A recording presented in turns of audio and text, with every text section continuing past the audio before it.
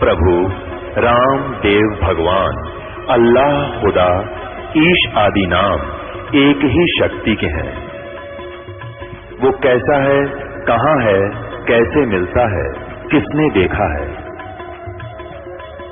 ये प्रश्नवाचक चिन्ह पूर्ण रूप से हटाने के लिए अवश्य सुनिए जगत गुरु तत्वदर्शी संत रामपाल जी महाराज के अमृत वचन सर्व पवित्र धर्मों के पवित्र शास्त्रों के आधार पर।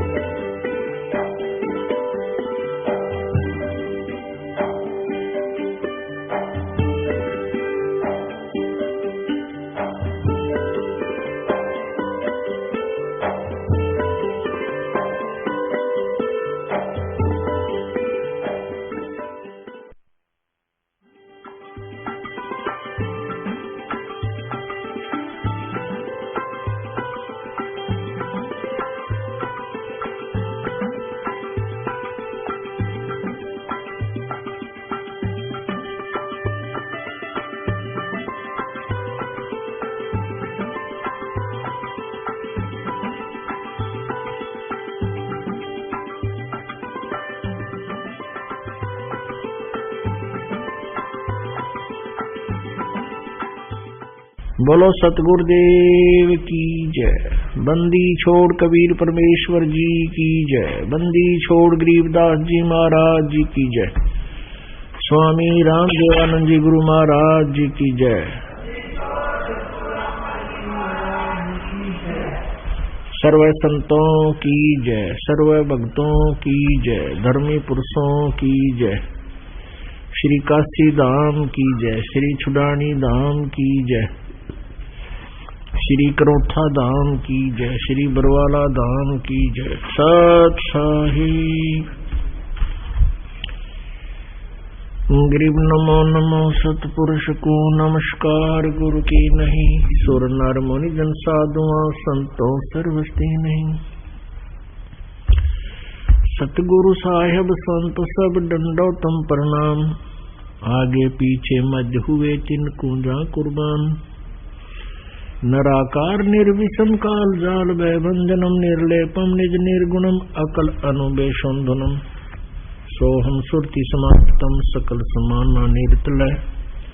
उज्ज्वल हिरंबर हरदमम बेपरवा अथा है वार पार नहीं मज्जतम।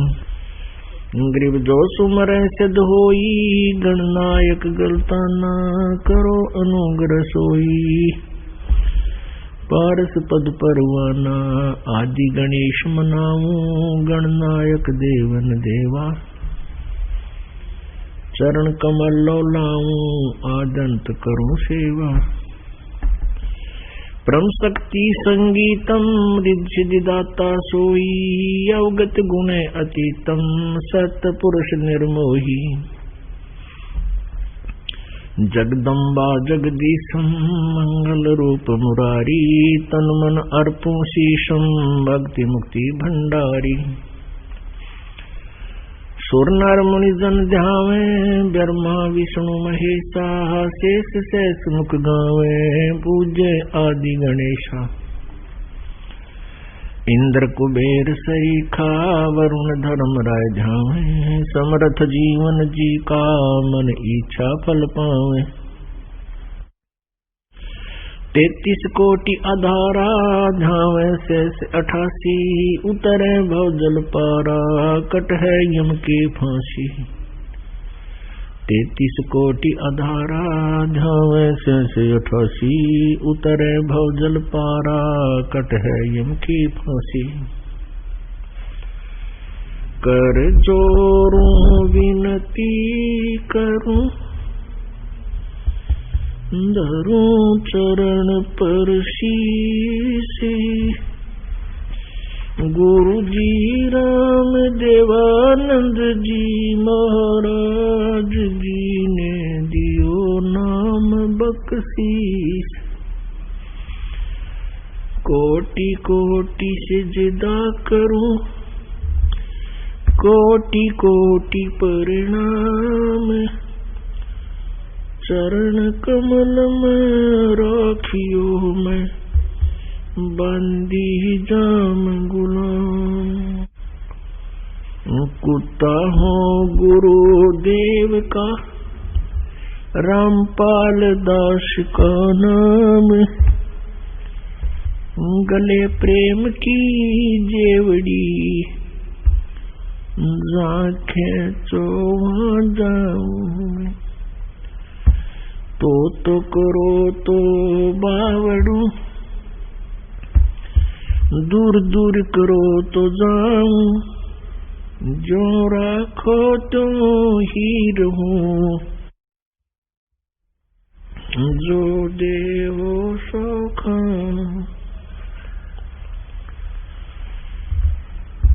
7 द्वीप 9 खंड में गुरु से बड़ा ना कोई,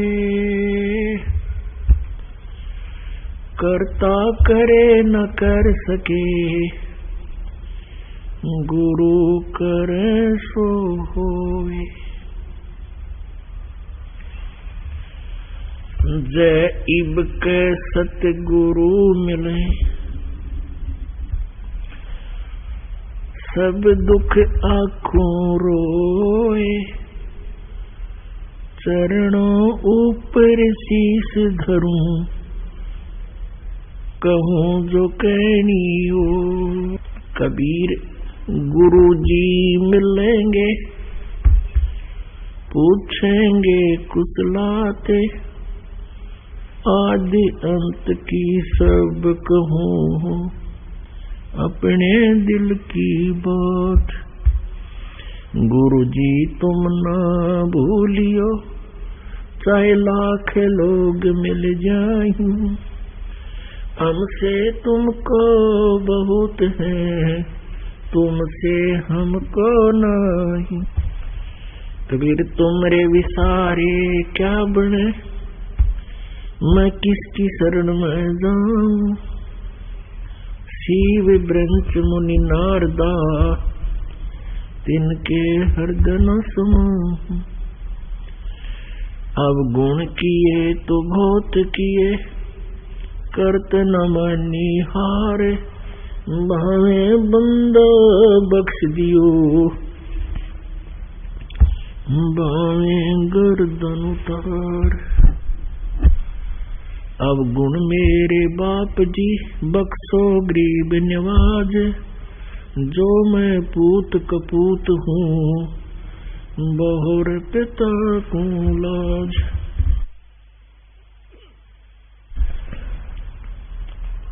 मैं अपराधी जन्म का, नक्सिक भरे विकार, तुम दाता दुख भंजना, मेरी करो संभार। परम पिता परमात्मा पूर्ण ब्रह्म सारी सृष्टि के रचनार कुल मालिक कबीर देव जी की असीम कृपा से आप पुण्यात्मा सत्संग में पहुंचे।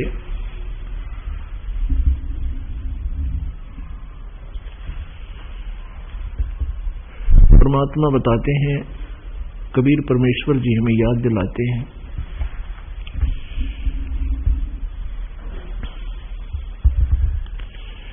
मानुष जन्म दुर्लभ है, ये मिले न बारंबार, जैसे तरवर से पत्ता टूट जाए वो बहुर नहीं लगता डर। फिर कहते हैं कि मानुष जन्म पाके जो नहीं रटे हरि नाम, और जैसे कुआ जल बिना फिर बनवाया क्या काम है। कबीर परमेश्वर जी बताते हैं, कबीर लूट सको तो लूटियो, राम नाम की लूटे,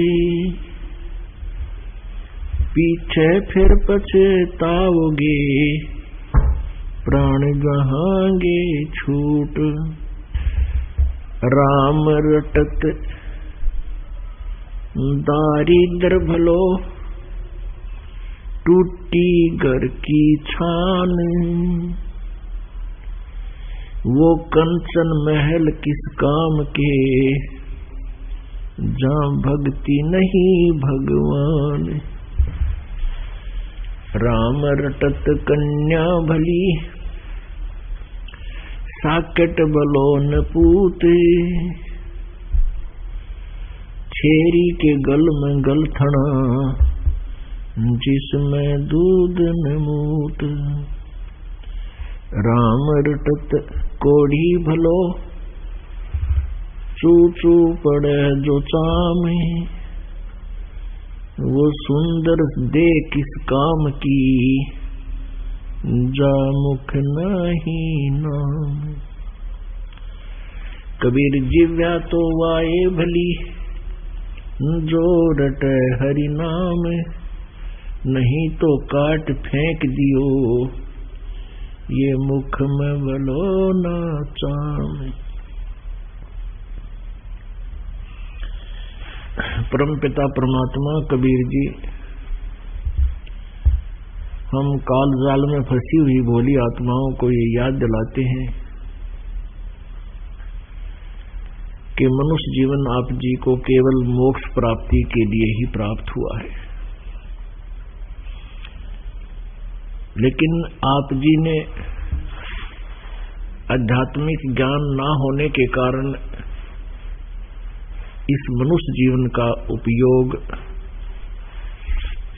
उचित तरीके से नहीं किया।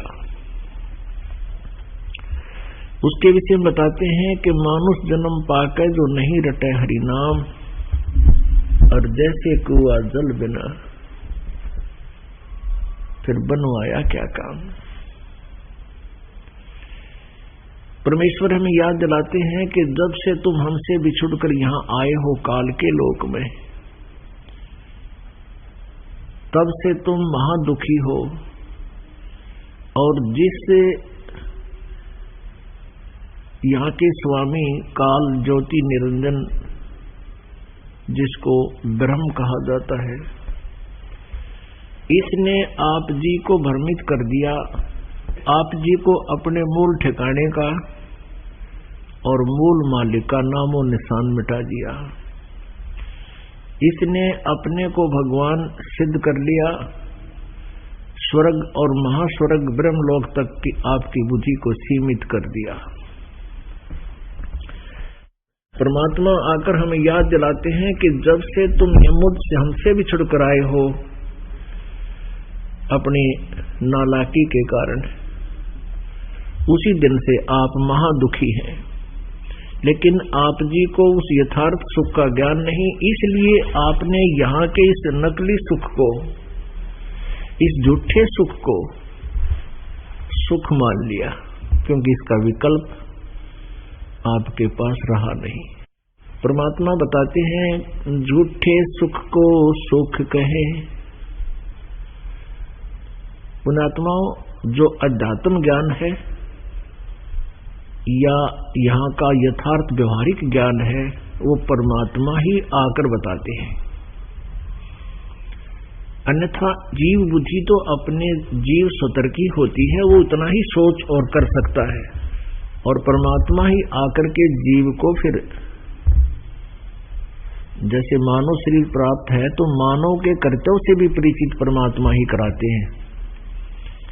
आपके समक्ष बहुत बार वेदों का भी प्रमाण दिया, क्योंकि वेदों को हम सत्य मानते हैं, इसलिए जो वेदों में लिखा है वो भी हमें अभी तक प्राप्त नहीं था। परमात्मा कहते हैं, वेद पढ़ने पर भेद न जाने, ये बात है पुराण 18। और फिर भी जड़ को अंधरा और पत्ते खोआवे, फूल खो चढ़ावे, और भूल गया सिरजनहारा। तुम उस यथार्थ ज्ञान से अपरिचित होने के कारण अपनी जीव संज्ञा में ही जो क्रियाएं करते हो मनुष्य जीवन की, उनको फाइनल मान रहे हो। अब वेदों में भी प्रमाण दिया है कि परमात्मा स्वयं आते हैं, अपने सतलोक से चलकर आते हैं। वो विशेष आत्माओं को, श्रेष्ठ आत्माओं को, अच्छी पुण्य आत्माओं को मिलते हैं और उनसे अपने ज्ञान से और अपने आप से परिचित कराते हैं। फिर वो संत और स्वयं परमात्मा भी इस यथार्थ ज्ञान को फिर आवाज लगा लगा कर उच्चारण करते हैं, समझाते हैं, बताते हैं। चारों युग में संत पुकारे, कूक कहा हम हेल रे। हीरे माणिक मोती बरसे, ये जग चुगता ढेल रे। परमात्मा कबीर परमेश्वर जी कहते हैं कि मेरे से परिचित उन संतों ने चारों युगों में हेला देकर, आवाज लगा लगा कर, ऊंचे स्वर में जगह जगह जाकर रुक के मार मार कर डंडोरा पीटा, आवाज लगाई मुनादी की। और हमने भी खूब ऊंची आवाज से ढोल के डंके पर यथार्थ ज्ञान को प्रचार किया। लेकिन ये भोली आत्माएं हमारे ज्ञान से अपरिचित होने के कारण हमारे ज्ञान को तो झूठा मानते हैं, सत्य ज्ञान को, और झूठे ज्ञान को ये सत्य मान करके काल के जाल में रह जाते हैं। पर भी लेन जात है दुनिया, हमारा ज्ञान किने ना सुनिया। लोक वेद के आधार से ये भोली आत्माएं कहीं पर्व कुंभ बना करके वहां पर भी में स्नान करने के लिए जाते हैं, और जो ज्ञान हम यथार्थ ज्ञान बताते हैं, मोक्ष मार्ग बताते हैं, वो किन्होंने नहीं सुनिया, यानी कोई नहीं सुनता हमारी बात को।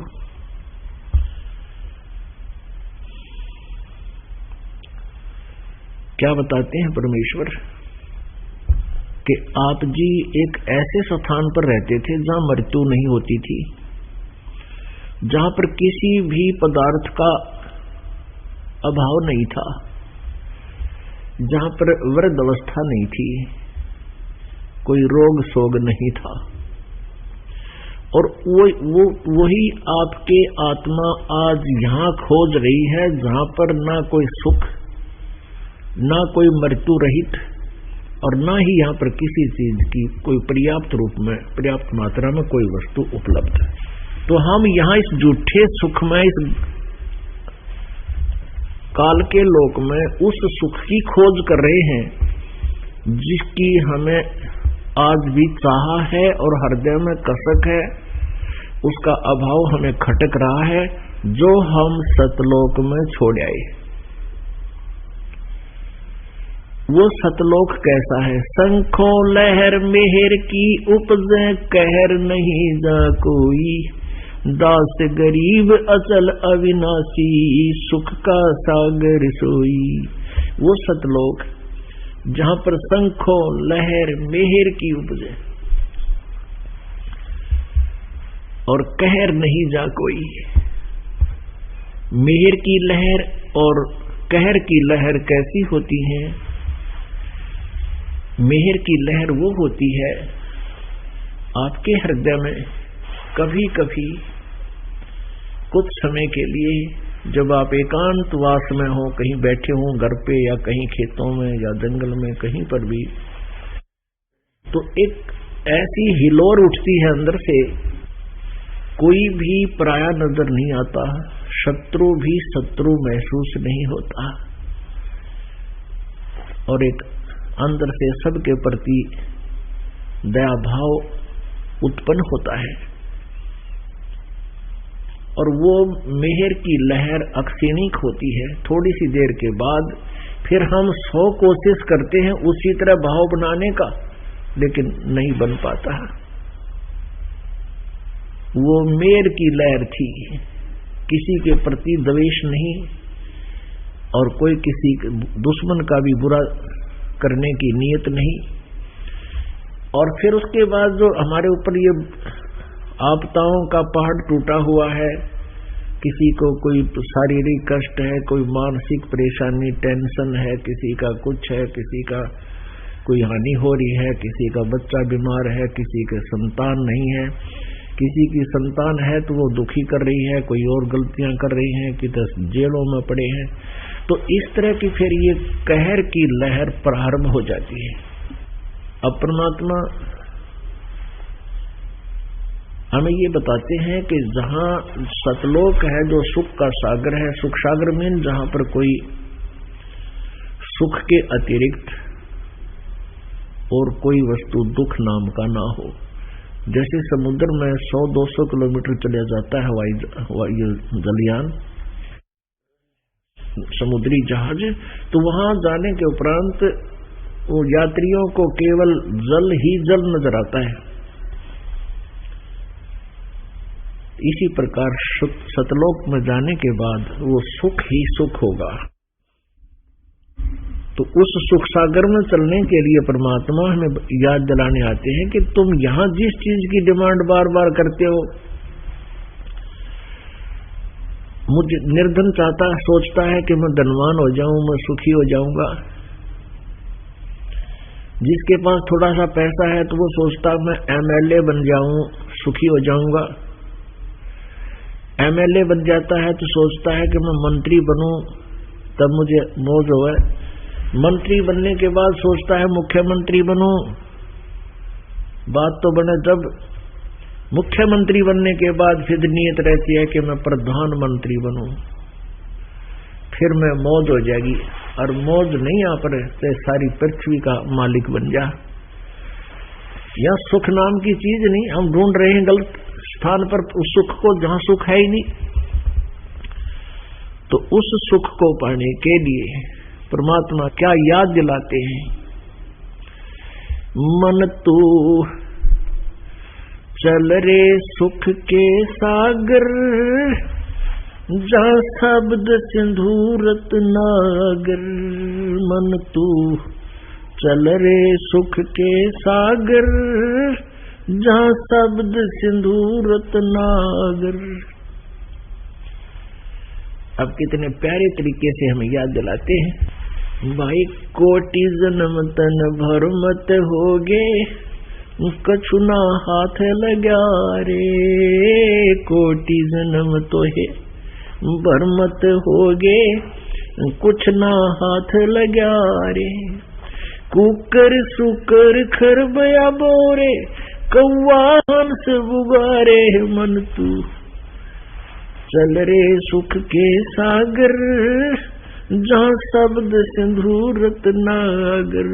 मन तू चल रे सुख के सागर, जहाँ शब्द सिंधूरत नागर। कोटि जन्म तू राजा की न्या, मिटी न मन की आशा। भिक्षक हो के दर दर घूम्या, ये मिला न निर्गुण रासा। कोटि जन्म तू राजा की न्या, मिटी न मन की आशा। भिक्षक हो के दर दर घूम लिया, ये मिला न निर्गुण रासा। मन तू चल रे सुख के सागर, जहाँ शब्द सिंधूरत नागर। इंद्र कुबेर ईश की रे पदवी, ब्रह्मा वरुण धर्म राया।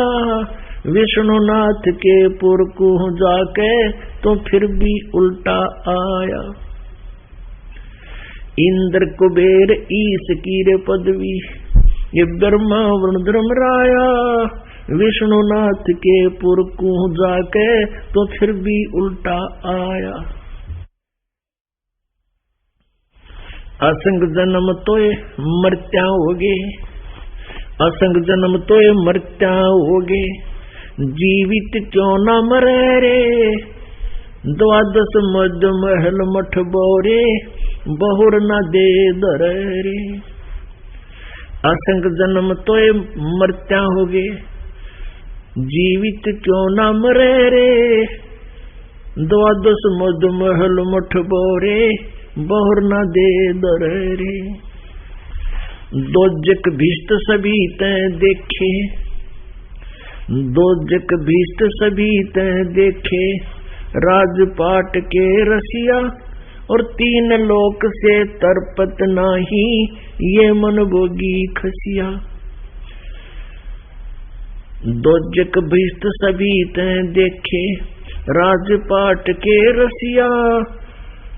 तीन लोक से तरपत नाही, ये मन भोगी खसिया। भाई सतगुरु मिले तो इच्छा मिटे, पद मिल पदे समान। चले हंसा उस लोक पठाऊं, जो आदि अमर स्थान। सतगुरु मिले तो इच्छा मिटे, पद मिल पदे समान। चल हंसा उस लोक पठाऊं, जो आदि अमर स्थान। चार मुक्ति जहाँ चंपी करती, माया होरी दासी, दास गरीब अभय पद पर से, वो मिले राम अविनाशी। चार मुक्ति जहाँ चंपी करती, माया हो रही दासी, दास गरीब अभय पद पर से, वो मिले राम अविनाशी। अब परमात्मा पूर्ण ब्रह्म कबीर परमेश्वर जी ये असंख्य ब्रह्मांडों के सृजनहार हैं। सारी संरचना इसी परमेश्वर ने की हुई है। हम सभी जीवों की उत्पत्ति, सभी आत्माओं के जनक भी यही परमात्मा है। और हम अपनी गलती के कारण काल के साथ यहाँ इस गंदे लोक में आ गए। इसने यहाँ पर खलनायक का रोल किया हुआ, भूमिका कर रखी है। इसने अपने स्वार्थवश उस परम पिता के बच्चों को यहाँ खूब परेशान किया हुआ है, उस परमात्मा को दुखी करने के लिए और अपना निजी स्वार्थ सिद्ध करने के लिए। इसलिए परमात्मा स्वयं यहाँ आते हैं अपनी आत्माओं को यथार्थ ज्ञान देने के लिए। और वो क्या बता रहे हैं, जैसे आपने ऋग्वेद मंडल नंबर 9 सूक्त नंबर 86 यानी 86 के मंत्र नंबर 26 और 27 में, और ऋग्वेद मंडल नंबर 9 सूक्त 82 82 के मंत्र 1, 2, 3 में, ऋग्वेद मंडल नंबर 9 सूक्त नंबर 20 के मंत्र नंबर 1 में, और ऋग्वेद मंडल नंबर 9 सूक्त नंबर 96 16 से लेकर 20 तक मंत्र में एक निर्णायक ज्ञान आपके समझ कई बार रूबरू कराया है। उसमें उसको अब भी थोड़ा रिवाइज करते हैं। इन वेद मंत्रों में स्पष्ट किया हुआ है कि कबीर देव नाम के परमात्मा, कबीर देव, हम उसको कबीर साहब बोलते हैं। और ये व्याकरण के ज्ञाता, तत्व ज्ञानहीन, अध्यात्म ज्ञान से अपरिचित, ये कवि का अर्थ कर देते हैं सर्वज्ञ और देव का अर्थ कर देते हैं परमेश्वर। सर्वज्ञ परमेश्वर, परमेश्वर तो होता ही सर्वज्ञ है, उसके साथ कबीर और देव अगर इकट्ठे हैं तो दो लिखने की आवश्यकता ही नहीं होता। परमेश्वर का अर्थ ही सर्वज्ञ होता है। लेकिन कवि का अर्थ ये लगाएं कि काव्यकार, हम ये मान सकते हैं। लेकिन कवि नाम भी हो सकता है, कवि, हम उसको कवि बोलते हैं, कबीर देव। ये देव माने परमात्मा बोलते हैं और कवि का अर्थ अन्य ही कर देते हैं। तो कबीर देव नाम के हम कबीर साहब, देव कहो, साहब कहो, राम कहो, भगवान कहो, प्रभु कहो, स्वामी कहो, अल्लाह खुदा गॉड कहो, ये भाषा भिन्न और परमात्मा के नाम उपमात्मक नाम है, महिमा के नाम है। और रियल नाम जो होता है, जैसे देश के प्रधानमंत्री जी का शरीर का नाम कुछ अन्य होता है, और वैसे प्रधानमंत्री, प्राइम मिनिस्टर आदि भाषा भिन्न उनके पदवी के नाम होते हैं। तो ऐसे वो कबीर देव नाम के परमात्मा सतलोक में रहते हैं, तीसरे मुक्ति धाम में विराजमान है, वहां रहते हैं। वहां से वो गति करके आते हैं और अपनी श्रेष्ठ आत्माओं को, प्यारी आत्माओं को, अच्छी आत्माओं को, जो उनके ज्ञान को ग्रहण कर सके और आगे प्रचार कर सके, ऐसी पुण्यात्माओं को आकर वो परमात्मा मिलते हैं। और वो उपदेश देने की इच्छा से यथार्थ ज्ञान, अध्यात्म ज्ञान सुनाने के लिए वो यहाँ प्रस्थान करते हैं। तो उसी उद्देश्य से परमेश्वर कबीर देव जी बहुत सी पुण्यात्माओं को मिले जो कलयुग में सुप्रसिद्ध हुए। उनमें से आदरणीय धर्मदास साहिब जी, आदरणीय मुरुगदास साहिब जी, आदरणीय दादू साहिब जी, आदरणीय नानक साहिब जी, आदरणीय गरीबदास साहिब जी, आदरणीय गीसा दास साहिब जी, जो खेखड़ा में, परमात्मा उन्हें मिले थे। और आदरणीय गरीबदास साहब जी, जिनको परमात्मा छुड़ानी गांव जिला जज्जर हरियाणा में खेतों में मिले थे, जब वो गायें चरा रहे थे, गऊओं के पाली थे। तो उनमें से आदरणीय गरीबदास साहब जी को परमेश्वर जी ने विशेष आध्यात्मिक ज्ञान दिया और अपनी महिमा को पुनर्जागृत करवाया। तो गरीबदास साहब जी क्या बता रहे हैं कि मन तू चल रहे कबीर परमेश्वर द्वारा बताए गए उस अध्यात्म ज्ञान को अपने शब्दों में परमात्मा के ज्ञान को वर्णित करते हुए आदरणीय गरीबदास साहब जी ने क्या बताया है कि ए बोली आत्मा, तू सतलोक चल, जहां सुख ही सुख है, वहां कोई दुख नहीं है। और यहां आप जी असंख्यों बार मनुष्य बन लिए, असंख्यों बार करोड़ों बार मानव जीवन प्राप्त कर लिया, करोड़ों बार तूने पशु पक्षी की योनियां प्राप्त की, शरीर प्राप्त किए। और ऐसा नहीं है, अब बहुत अच्छे तप करके, दान धर्म करके और इंद्र स्वर्ग के राजा भी बने, पूरी पृथ्वी के राजा भी बने, छोटे टुकड़ों के राजा भी बने अपने पुण्यों के आधार से, लेकिन वो राज आपके पास नहीं रहा। पुण्य अक्षीण होते ही आप जी को पुनः वहां से जाना पड़ा, छोड़ना पड़ा, मृत्यु हुई। और फिर कहते हैं इंद्र कुबेर ईश की पदवी, कुबेर धन का देवता, ईश यानी स्वामी प्रभु बहुत, ब्रह्मा वरुण या विष्णु शंकर आदि इनको भी तूने बहुत बार ये जन्म ये पोस्ट प्राप्त की। पुण्यात्माओं, सत्संग की प्राप्ति अति दुर्लभ है। और प्रथम तो मानुष जन्म का मिलना बहुत ही कठिन है, दुर्लभ है, सुदुर्लभ बताया। और मनुष्य जन्म मिल जाए तो भक्ति करने की इच्छा जीव में होती नहीं, और पूर्व संस्कार से कहीं होती है तो काल के दूतों ने इसको मिसगाइड बहुत कर रखा है, बतेरा कर रखा है। ना जाने लाखों करोड़ों की संख्या में मार्गदर्शक तैयार कर रखे हैं, घर घर में मार्गदर्शक, गांव गांव में मार्गदर्शक, शहर में सब जगह इन्हें बैठा रखे अपने दूत या भोली आत्मा भ्रमित, उन दूतों से भ्रमित होकर के एक दूसरे को स्वयं ही दंत कथा लोक कथा सुना करके उनके भक्ति मार्ग को बदल देते हैं।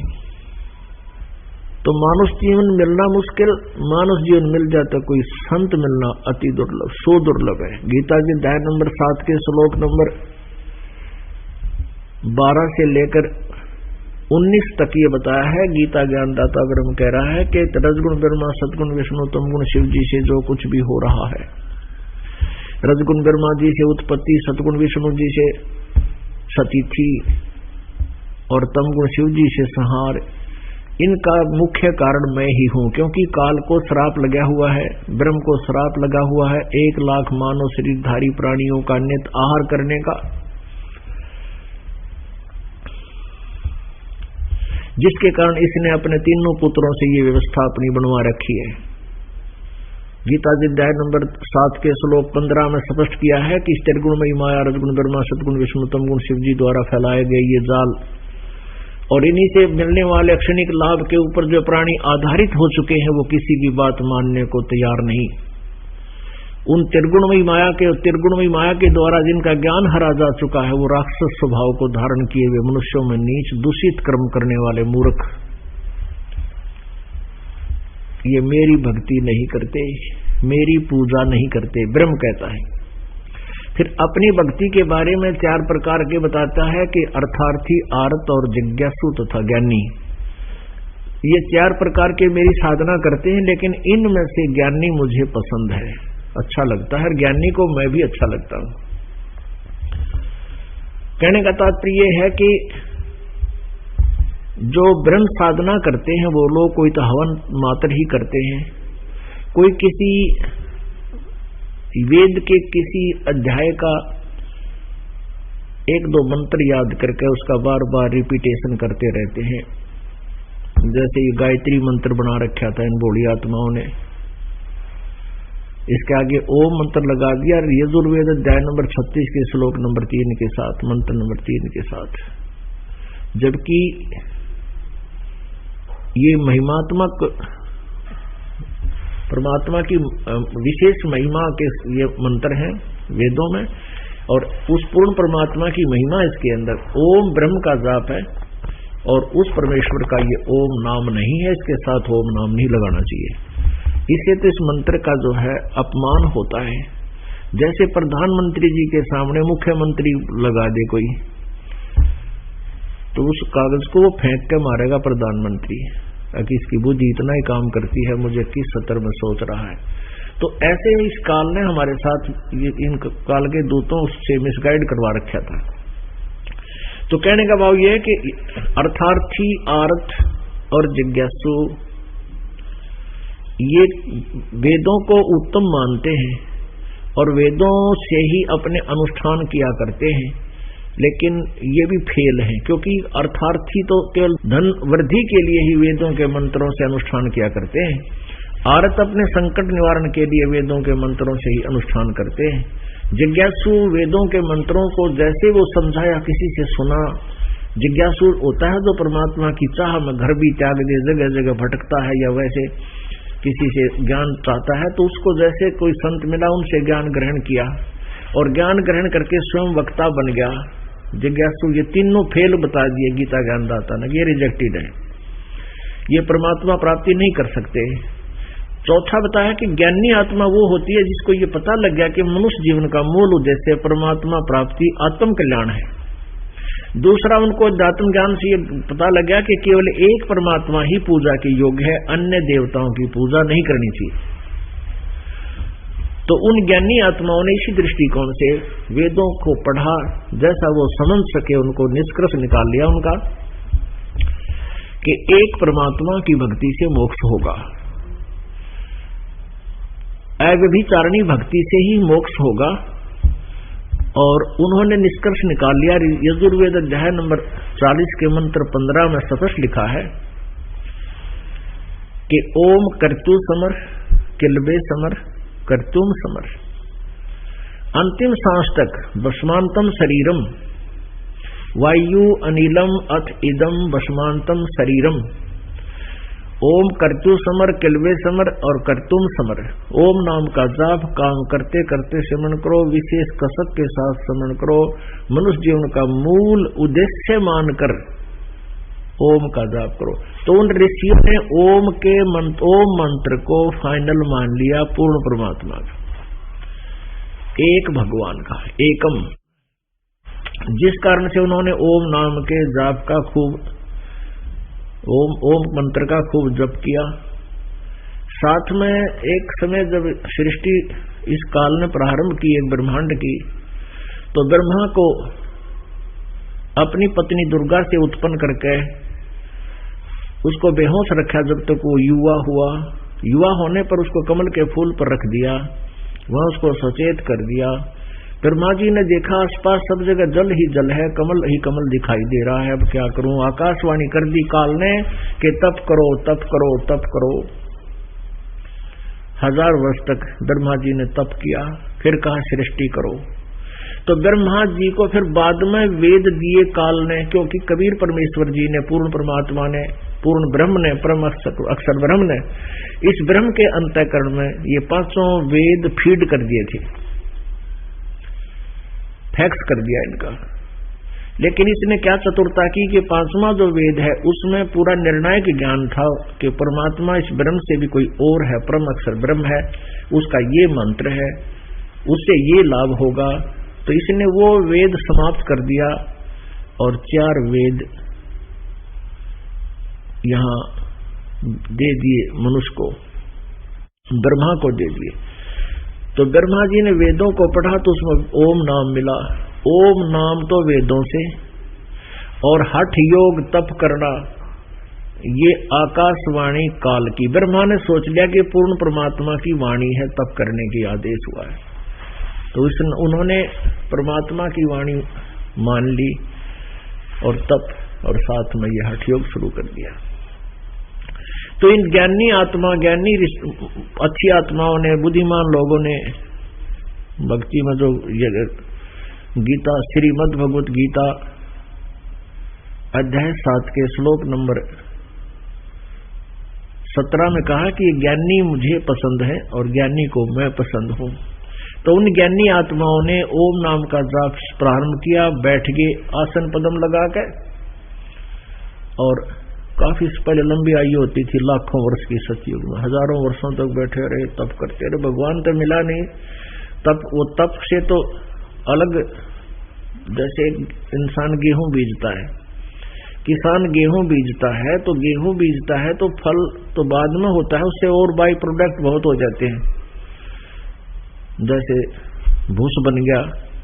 तो ऐसे ही उन्होंने जो भक्ति का यथार्थ तरीका नहीं मिला, मूल मंत्र नहीं मिला, जिस कारण से उनको सिद्धियां प्राप्त होगी। अब सिद्धियां प्राप्त हो जाने से उन्होंने परमात्मा मिला नहीं, क्योंकि वो कंप्लीट मंत्र उनके पास नहीं था। जैसा श्रीमद् भगवद गीता अध्याय नंबर 17 के श्लोक नंबर 23 में कहा कि उस सच्चिदानंद घन ब्रह्म ने, तो उसके प्राप्ति का ओम तत्सत ये 3 मंत्र का जाप है। ओम तो ब्रह्म का है, और तत् ये परब्रह्म का है, और सत ये परम अक्षर ब्रह्म का है। तत् और सत ये दोनों सांकेतिक मंत्र हैं। इनको ये दास के अतिरिक्त कोई नहीं बता सकता, ना ही इनको कोई दान कर सकता, दे सकता अधिकारी नहीं है। तो इस कारण से वो पूर्ण परमात्मा का कंप्लीट मंत्र ना होने से, पूर्ण मंत्र ना होने से, यथार्थ मंत्र जाप ना होने से इन ऋषियों को परमात्मा प्राप्ति नहीं हुई। और काल भगवान ने कसम खाई है, प्रतिज्ञा कर रखी है कि मैं किसी भी जप से, किसी भी तप से, और न ही वेदों वर्णित विधि से, किसी यज्ञ अनुष्ठान के माध्यम से मैं किसी को दर्शन नहीं दूंगा, मेरे दर्शन नहीं कर सकता। जिस कारण से उसने अपने प्रतिज्ञावश किसी को दर्शन नहीं दिए अपने ओरिजिनल रूप में। लेकिन ऋषियों ने जो हठ योग करके साधनाएं, मेडिटेशन किया, तो किसी को ब्रह्मा रूप में दर्शन दे दिए, किसी को विष्णु रूप में, अपने पुत्रों के रूप में, किसी को शिव रूप में। तो उन ऋषियों ने फाइनल यही मान लिया कि ये ब्रह्मा विष्णु महेश जो तीनों देवता हैं, ये ही भगवान है। जबकि काल अपनी प्रतिज्ञावश अपने ओरिजिनल बॉडी में, अपने ओरिजिनल आकार में, वास्तविक आकार में दर्शन किसी को नहीं देता। इसका प्रमाण है गीता जी अध्याय नंबर 11 के श्लोक 47-48 में कि अर्जुन, मेरा ये वास्तविक रूप है, ये विराट रूप जो मैं तुझे दिखा रखा हूं, ये मेरा काल रूप है। इसको 1000 भुजा भी मैं कर सकता हूं, और 4 भुजा भी कर सकता हूं, और 2 भुजा में भी मैं रहता हूं। लेकिन इस रूप के मेरे दर्शन कोई किसी भी, न यज्ञ से, न तप से, न वेदों वर्णित विधि से कोई नहीं कर सकता, मेरे देख नहीं सकता। इति सिद्धम के न वेदों वर्णित विधि से, न किसी जप से, न तप से, न क्रियाओं से परमात्मा प्राप्ति नहीं है, उसे अन्य सिद्धियां हो जाती है। तो इस आधार से गीता ज्ञानदाता गीता अध्याय नंबर 7 के श्लोक नंबर 18 बताता है कि ये ज्ञानी आत्मा है तो अच्छी, नेक है, उद्धार है, परंतु ये मेरे वाली घटिया साधना में ही व्यस्त रही, लीन रही, क्योंकि इनको तत्वदर्शी संत नहीं मिला। उस वासुदेव के बारे में यथार्थ जानकारी देने वाला कोई भी संत इन्हें मिला नहीं, और जिस कारण से ये साधना करके भी मेरे वाली अनुतम गति में ही आश्रित रहे, यहीं पर तक सीमित रहे। अपने आत्मा श्रीमद् भगवद गीता अध्याय नंबर 7 के श्लोक 19 में फिर स्पष्ट किया है, बहुनाम जन्मानाम अन्ते ज्ञानवान माम प्रपद्यते। बहुनाम जन्मानाम अन्ते, बहुत बहुत जन्मों के अंत के जन्म में, और ज्ञानी आत्मा, ये ज्ञानवान यानी ज्ञानी आत्मा ब्रह्म साधना करते हैं। नहीं तो कोई देवता की पूजा, कोई किसी तरह की साधना या करते ही नहीं। कोई अन्य देवताओं की त्रिगुण माया की, ब्रह्मा विष्णु महेश तक की साधना तक ही सीमित रहते हैं। कोई एकाध ज्ञानी आत्मा किसी अंत के जन्म में मेरी साधना ब्रह्म साधना करता है। और वासुदेव सर्वमिति, वासुदेव सर्वमिति सहमात्मा सुदुर्लभ है। अपनात्मा एक, ये क्योंकि ये सदग्रंथ है और इनके अंदर एक एक अक्षर, पंक्ति में एक एक अक्षर का भी अलग अलग से महत्व होता है। ये किसी सिंपल कवि के बनाई हुई कविताएं नहीं है, ये गॉड गिवन है ये ज्ञान। और इसको हमने समझन में भूल कर दी, इस कारण से हम भटक रहे हैं। इसमें बताया है कि पहले तो तीनों देवताओं की भक्ति को रिजेक्ट किया गीता ज्ञानदाता ने, ब्रह्मा विष्णु महेश, सतगुण ब्रह्मा सतगुण विष्णु तमगुण शिव जी की भक्ति को। फिर अपनी को भी उनसे कुछ अच्छी बताते हुए भी कहा वो भी ठीक नहीं। क्यों ठीक नहीं? क्योंकि गीता अध्याय नंबर 4 के श्लोक नंबर 5 में और 9 में गीता ज्ञानदाता स्वयं कहता कि अर्जुन, मेरे और तेरे बहुत जन्म हो चुके हैं, तू नहीं जानता, मैं जानता हूं। मेरे जन्म और कर्म दिव्य हैं, अलौकिक है। गीता अध्याय नंबर 2 श्लोक 12 में गीता ज्ञानदाता कहता है कि अर्जुन, तेरे और मेरे और इन सभी सैनिकों के पहले भी जन्म थे, आगे भी होंगे। ये ना समझ के हम वर्तमान में ही हैं और पहले ना थे। तो इससे सिद्ध है कि गीता ज्ञानदाता कहता है कि मेरे और तेरे जन्म पहले भी हो लिए, आगे भी होंगे। और जब तक जन्म मृत्यु है पुण्यात्मा, सुखी प्राणी नहीं हो सकता। ये दीर्घ रोग है। गीता अध्याय नंबर 8 के श्लोक नंबर 13 में गीता ज्ञानदाता कहता है कि ओम इति एक अक्षरम ब्रह्म व्यवहारण माम अनुसमरण ये प्रयाति तदम देहम सयाति परमाम गतिम।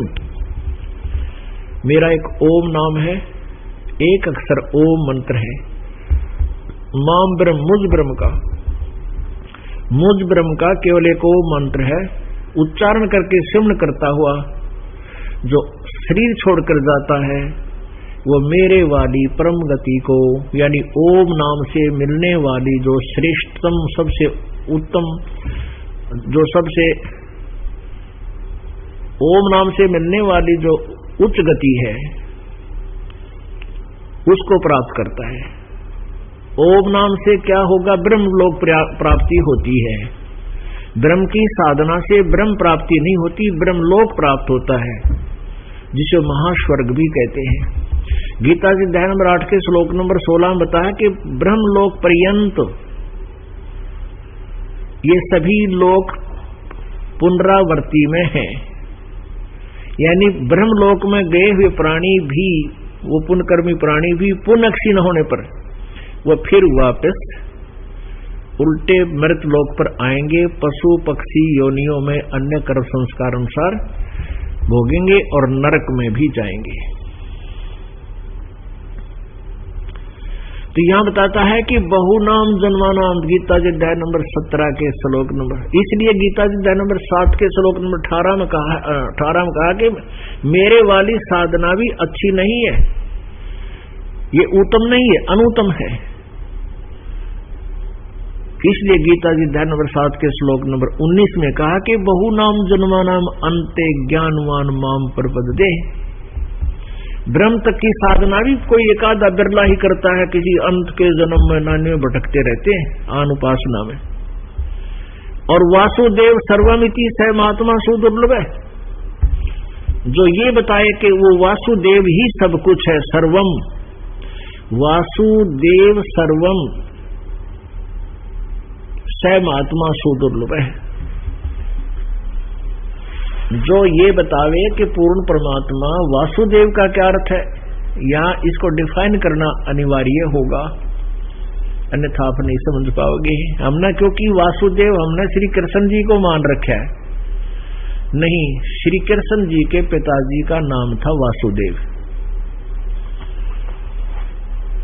और वासुदेव नाम वेदों से लिखा नामांकन किया जाता है। अच्छा मंत्र, अच्छा नाम, उपमात्मक कोई शब्द अक्षर देख करके, तो ये ब्राह्मण लोग अपने यजमानों के और अपने बच्चों के नाम वेदों के आधार से रखते थे। तो श्री कृष्ण वासुदेव नहीं है। वासुदेव का अर्थ क्या होता है? जिस देव माने प्रभु, जिस परमात्मा का सब जगह वास हो, सबके ऊपर जिसका कंट्रोल हो, जो सबका मालिक हो। पुण्यात्मा, एक ब्रह्मांड में ये ब्रह्मा विष्णु महेश कितने मालिक हैं, कितने देव हैं? ये 3 लोक में, एक ब्रह्मांड में 3 लोक के ऊपर, ओनली 3 लोक, इसमें 14 लोक हैं। उन 3 लोकों में जैसे पृथ्वी लोक, स्वर्ग लोक और पाताल लोक, इन तीनों स्थानों पर ये एक एक विभाग के मालिक हैं। रजगुण विभाग के ब्रह्मा जी, सतगुण विभाग के विष्णु जी, तमगुण विभाग के शिव जी।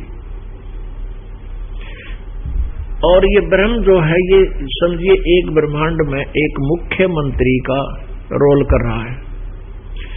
ऐसे ऐसे इस काल के 21 ब्रह्मांड हैं जहां पर ये ऐसे ही स्वयं कंट्रोलर है। अब ब्रह्मा विष्णु महेश एक ब्रह्मांड में एक विभाग के मालिक हैं, ये कुल के मालिक नहीं है, वासुदेव नहीं है, सबके ऊपर स्वामी नहीं है। और ये ब्रह्म केवल 21 ब्रह्मांड में ये स्वामी है, इसकी प्रभुता है, ये सबके ऊपर व्यापक नहीं है, यानी असंख्य ब्रह्मांडों पर ये व्यापक नहीं है, इसलिए ये वासुदेव नहीं है। अक्षर ब्रह्म, अक्षर ब्रह्म, अक्षर पुरुष, परब्रह्म जिसे कहते हैं, ये 7 संख्य ब्रह्मांड का मालिक है। ये भी वासुदेव नहीं है, सबके ऊपर स्वामी नहीं है। और परम अक्षर ब्रह्म, गीता जी अध्याय नंबर 8 के श्लोक नंबर 1 में अर्जुन ने पूछा था कि प्रभु, आपने जो गीता अध्याय नंबर 7 के श्लोक नंबर 29 में 29 में जिस तत्ब्रह्म के बारे में जानकारी दी है कि उसके विषय में जानकार व्यक्ति केवल जरा और मरण से छूटने का ही प्रयत्न करता है और किसी वस्तु की चाह नहीं रखता। 8वें अध्याय के एक मंत्र में अर्जुन ने पूछा, किम तत्ब्रह्म, वो तत्ब्रह्म क्या है? 8वें अध्याय के 3रे श्लोक में गीता ज्ञानदाता ने ब्रह्म ने उत्तर दिया, वो परम अक्षर ब्रह्म है। वो गीता ज्ञानदाता से भी अन्य है, कोई और है। गीता जी अध्याय नंबर 15 के श्लोक नंबर 16 और 17 में 3 प्रभुओं की जानकारी है। एक सरपुरुष जिसको ब्रह्म बोलते हैं, जो 21 ब्रह्मांड का स्वामी है। अक्षर पुरुष जो 7 संख्य ब्रह्मांड का मालिक है। और इनके बारे में बताया कि ये भी और इनके अंतर्गत जितने प्राणी हैं सबके स्थूल शरीर नाशवान है, जीवात्मा किसी की मरती ही नहीं, वो तो अलग मैटर है। फिर 17वें श्लोक में 15वें अध्याय के गीता जी में बताया है कि उत्तम पुरुष है तू अन्य परमात्मा इति उदाहरते, यह लोक त्रयमाविष्यवर्ती अवैश्वर है, जो 3 लोकों प्रवेश करके सबका धारण पोषण करता है, वो अविनाशी परमात्मा है, वो कोई और है इनसे भी। तो वो परम अक्षर ब्रह्म जो है वो असंख्य ब्रह्मांड का स्वामी है, असंख्य ब्रह्मांड का, वो है वासुदेव, और वही पूजा के योग्य है, वही सर्वशक्तिमान है, वही सृष्टि रचनहार है, वो सबका मालिक है, और वही कर्म दंड मोक्ष करने वाला है। आयु जीव की वही बढ़ाता है, काल से छुड़वाता है, और वही परमात्मा पूजा के योग्य है। कहते हैं ये बताने वाला वासुदेव सर्वमिति, स महात्मा सुदुर्लभ है। ओहो, गीता जी अध्याय नंबर 7 के श्लोक नंबर 19 में बहुनाम जन्मानाम अंते ज्ञानवान माम प्रपद्यते। गीता ज्ञानदाता ब्रह्म कहता है कि बहुत बहुत जन्मों के किसी अंत के जन्म में कोई पुण्यात्मा, ये ज्ञानी आत्मा मेरी भक्ति करते हैं, ब्रह्म साधना करते हैं। लेकिन वासुदेव सर्वमिति स्वयं आत्मा सुदुर्लभ है, ये बताने वाला कि वो वासुदेव यानी कुल मालिक परम अक्षर ब्रह्म ही सब कुछ है। सर्वम, सर्वम माने सारी सृष्टि का रचनहार वही है, सबका कुल मालिक पिता वही है और सबको पूज्य वही है। कर्म दंड के मोक्ष को करने वाला भी वही है, कर्म दंड समाप्त करने वाला, पाप कर्मों का नाश करने वाला भी वही है। कहते ये बताने वाला संत तो बड़ी मुश्किल से मिलेगा, वह महात्मा तो सुदुर्लभ है जो ये बतावे। पुण्यात्माओं,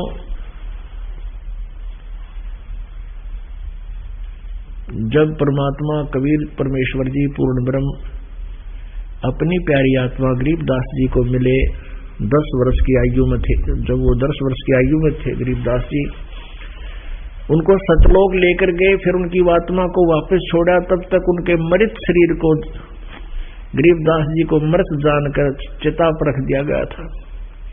अंतिम संस्कार करने की तैयारी की, तभी परमेश्वर ने ऊपर के सब दृश्य और अपनी महिमा का परिचय देकर के उस प्यारी आत्मा को वापस शरीर में भेज दिया।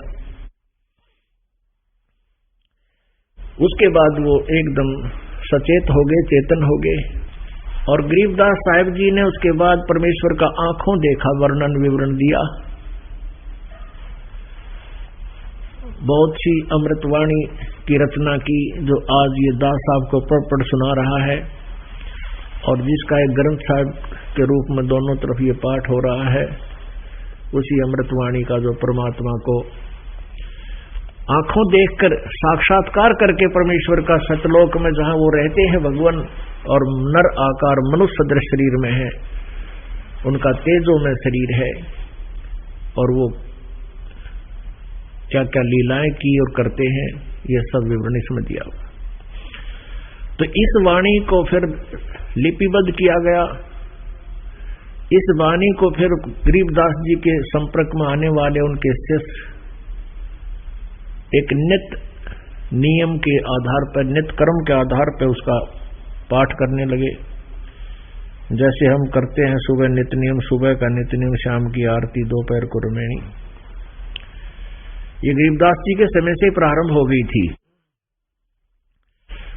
तो ऐसे ही एक गरीबदास जी का शिष्य किसी कामवश कहीं जा रहा था और उसने गर्मियों के दिन थे, रास्ते में एक गांव के बाहर किसी तालाब के किनारे बैठकर स्नान करके सुबह सुबह नित्य नेम कर रहा था। सुबह का नित्य नेम कर रहा था।